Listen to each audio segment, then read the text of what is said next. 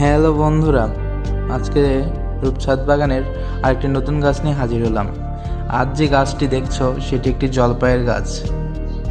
জলপাই গাছ সাধারণত মাঝারি আকার 10 থেকে 12 মিটার লম্বা হয়। শীতকালে এর পাতা ঝরে যায় আর ফেব্রুয়ারি মার্চ মাসে আবার নতুন পাতা গজায়। সেই সঙ্গে আসে সাদা ক্ষুদ্র ক্ষুদ্র ফুল, যা তোমরা দেখতেই পারছো ভিডিওতে।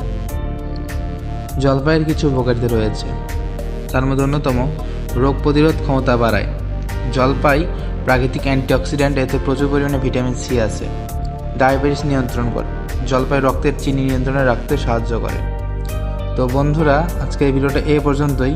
ভিডিওটা ভালো লাগলে একটা লাইক দিয়ে পাশে থাকবেন। চ্যানেলে নতুন হলে সাবস্ক্রাইব করবেন।